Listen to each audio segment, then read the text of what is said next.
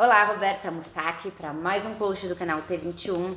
Lembrando para vocês se inscreverem, para receberem sempre as notícias antes da galera que vai buscar lá pelo Instagram.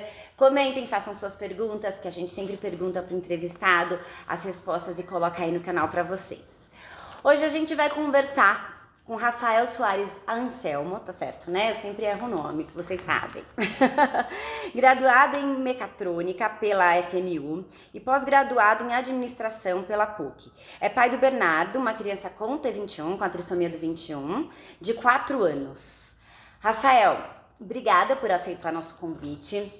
O Rafael me contou, a gente viu até num jornal bem popular de São Paulo, que ele pensou num aplicativo. É isso? É um aplicativo, é um software, é um programa, é o quê? Exatamente. Primeiramente, eu queria agradecer você, Roberto, por essa oportunidade de a gente falar um pouquinho sobre o projeto. O projeto é um aplicativo que tem como objetivo principal ser um instrumento para os profissionais da educação e os profissionais da saúde. A ideia é que o aplicativo faça uma mediação e foque no desenvolvimento da criança na primeira infância. Então esse eu acho que é o principal, é a base do aplicativo. Como chama esse aplicativo? O aplicativo ele chama Plataforma Vínculo. Plataforma Vínculo. Ele vai ser um aplicativo de celular, vai estar disponível em Android, iOS, para acesso para todo mundo. E o foco é especificamente criança que tem algum comprometimento escolar ou alguma deficiência. Motora? Pode ser motora, física, motora, visual, enfim. Tá, qualquer tipo de comprometimento. Quando você fala criança, vai de 0 a ou não vai de 0? Eu estou falando a partir de 1 ano. Qual é essa margem de idade? É um aplicativo que, como a gente trabalha no modelo de startup, as startups a gente denomina essa fase que a gente está de MVP. Então a gente tem que fazer o mínimo de um produto viável. Tá? Então, nesse primeiro momento, a gente está focando na primeira infância, que vai de 0 até 6, 7 anos de idade. Tá. Mas existe possibilidade disso ser ampliado. Mas nesse primeiro momento, o foco é apenas a primeira infância. Certo. Então, as pessoas que se cadastrarem lá, é o pai, a mãe da criança, ou são os profissionais ou todos juntos? Por exemplo, eu sou fisioterapeuta, eu atendo uma criança e eu quero aproveitar dos benefícios do seu aplicativo. Então, eu convido as pessoas da rede da criança, por exemplo, a professora da escola, a fono ou o médico, para participar da rede dessa criança. Como funciona para formar esse vínculo, essa união, essa rede de filtro para esse indivíduo? O aplicativo ele é aberto, ele vai estar disponível para qualquer pessoa. Então você vai fazer o download dele e fazer um pré-cadastro. Nesse pré-cadastro você vai citar qual que é o seu papel nesse processo de conexão. Então, se eu for o pai ou o familiar, eu vou me identificar que eu sou pai, por exemplo, do Bernardo. Se eu for um profissional terapêutico, um profissional da saúde, eu vou citar a minha especialidade dentro do aplicativo e a mesma coisa acontece para o profissional da educação. Então a ideia é que através das crianças, dos familiares, eu permita fazer essa conexão e começo a mediar esse processo de desenvolvimento dos pais. Então ele não é especificamente para a escola ou especificamente para o profissional terapêutico. Ele é aberto. E o objetivo principal é mediar. É óbvio, né? Claro que o maior usuário vai acabar sendo a família, a criança, porque ela vai ser como se fosse o imã, né? Ela que atrai os profissionais, ela que atrai a escola, ela que faz a conexão, entendeu? E esse é o principal objetivo que a gente busca com a aplicação. Me surge uma pergunta aqui. Sim, claro. Eu quero fazer outras antes, mas como você está nesse pedaço do tema e você comentou que é aberto. Por exemplo, eu sou a mãe de Cristina e você é o pai de João, desculpe. E eu tenho como olhar o do João? Não, essa é uma grande preocupação, é uma excelente pergunta. A gente se preocupou muito com a privacidade e um pouco da ética da especialidade, né? Cada especialidade tem uma ética, tem alguns cuidados que devem ter. Então, assim, a gente vai partir do princípio que o pai vai permitir e vai dar as permissões adequadas aos acessos. para Quem os vai profissionais. ter acesso àquelas informações Exatamente. são os pais que decidem. Até porque existe, de fato, uma preocupação muito grande com relação à privacidade dos dados, das informações. Então, isso vai partir sempre do pai, que vai permitir o acesso para fono, vai permitir o acesso para terapeuta ocupacional ou para os profissionais da educação. E se esse pai quiser, em um dado momento, que a físio não veja o que aquele médico falou? Sim, ele vai ter total Ele autonomia. pode falar, esse link eu não quero. Exatamente. Legal, isso é legal também. Então, onde surgiu a ideia desse aplicativo? Bom, nasceu de uma necessidade pessoal, né? Como você falou na abertura, eu sou pai do Bernardo, ele tem 4 anos, ele tem trissomia 21, síndrome de Down. E no primeiro ano que ele entrou na escola, que foi o ano passado, eu tive uma série de dificuldades de conectar os profissionais, tanto da escola quanto os terapêuticos. Eu sentia a necessidade de como fazer com que ele tivesse um conteúdo integrado, que ele pudesse ver o mesmo que ele aprende na escola, pudesse ser aproveitado nas suas terapias. Então começou desse desejo, desse problema que eu tive. Né? E aí, como eu trabalho com tecnologia, trabalho com desenvolvimento de sistema, eu falei, por que eu não posso usar o meu conhecimento, a minha experiência para explorar esse assunto? Foi aí que nasceu a ideia da plataforma Vínculo. E as clínicas podem se cadastrar? Pode, as clínicas elas podem se cadastrar ou como pessoa, ou como profissional, né? Como pessoa física, ou como alguma instituição ou clínica. O aplicativo vai ter essa flexibilidade de indicar. Numa situação de clínica, a clínica ela vai ter acesso, né? Ela pode colocar lá os seus profissionais, olha, eu tenho X profissionais.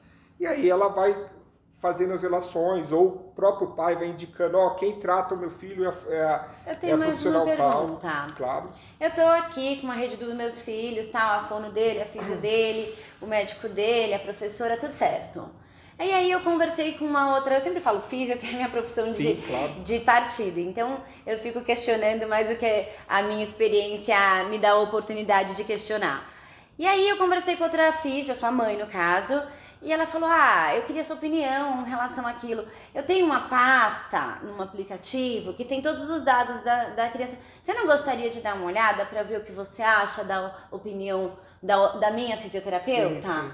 Eu posso abrir para você ter acesso a isso, uma pessoa vir lá dar uma olhada e sair? Pode, você pode, como eu falei, existe uma política bem forte de permissões. Então, é muito similar às redes sociais. Você permite ou despermite, ver isso, ver aquilo. A gente vai usar muito essa dinâmica que é muito comum pelos usuários. Mais uma pergunta, então, dessa Sim, claro. deixa aí. Eu sou a mãe ainda. Só que eu não queria que minha filha soubesse que você viu. Eu tenho como as outras pessoas que estão na minha rede não saberem quem são as outras que têm acesso a essa informação? Sim. O núcleo do aplicativo, a base do aplicativo é a análise 360, é o prontuário do... É um prontuário, Em resumo, é um prontuário. Bem avançado, eu gostei bastante e aí, da ideia. A pessoa, o pai vai dando permissão, pode ser uma permissão temporária, pode ser uma permissão mais ampla, enfim, o próprio pai vai articulando, às vezes ele pode dar um print, se não quer dar permissão, pode printar o aplicativo, ou pode enviar um link só para visualizar aquele determinado campo, enfim... tem esses cuidados, eles são muito válidos, a gente tem que tomar muito cuidado, porque trata de uma informação bem sigilosa. Alguns pais... particular, tem coisa que você não quer dividir, ou coisas que você quer. Alguns pais não sentem a vontade de passar o diagnóstico do filho. Às vezes o diagnóstico ele não é tão preciso em algumas situações, como o autismo, por exemplo. Então, às vezes o pai está naquele período de entender, de adaptação, de saber o diagnóstico, investigando a profundidade do diagnóstico, e aí eles não querem abrir muito. Então, por isso que a gente pensou em deixar toda a autonomia e todo o controle de permissão na mão dos pais. Aí ele vai liberando. Escolher quem vê o que e como. Legal isso super importante. Mais uma pergunta. Os pais têm, por exemplo, como pôr dentro do aplicativo os exames de laboratórios específicos. Eu fiz um raio-x em tal lugar, eu tenho como trazer esse exame para o aplicativo? Sim, a resposta. Esse aplicativo, se você tiver o resultado digitalizado em PDF, em qualquer formato que seja, a gente vai permitir que você anexe no prontuário eletrônico. Né? Como eu falei, né? É um prontuário mesmo e eu vou anexando e fazendo as relações. Então eu posso ter lá. Desculpa. Sim. Cabem fotos e vídeos? Sim, o aplicativo vai permitir fotos. Assim, eu não estou abrindo muito sobre o tamanho do projeto, porque a gente está focando no MVP, o mínimo do valor do produto. Mas ele vai ser, a gente entende que ele vai ser uma rede social, uma plataforma inclusiva, né, com possibilidades de marketplace, de usar outros serviços, como por exemplo metodologias de outras empresas ou metodologias próprias de médicos. Então a ideia é que a gente consiga pôr tudo isso dentro da plataforma e passa a ser um canal único, onde um pai que tem uma criança com deficiência ou algum comprometimento, ele pode, pela plataforma, buscar todos os recursos necessários, seja educacional ou de saúde. E, por exemplo, os pais podem se comunicar entre si dentro da plataforma?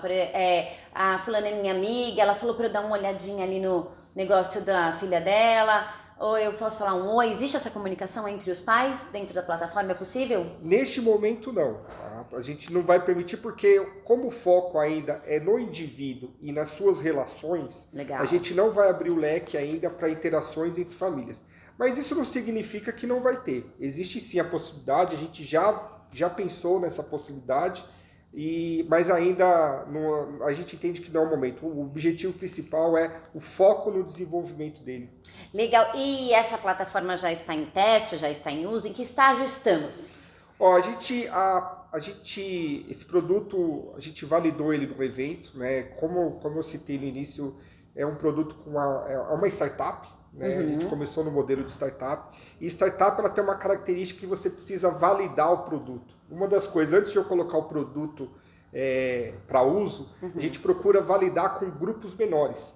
Então eu levei esse projeto para um evento chamado Startup Weekends, onde a gente apresentou para um grupo de profissionais do setor, era um evento específico para acessibilidade. Legal. E aí eu levei a ideia lá para esse evento, e a gente ficou numa imersão de 54 horas nesse evento, validando, buscando detalhes, fazendo pesquisa de campo do produto, justamente para dar mais consistência para ele.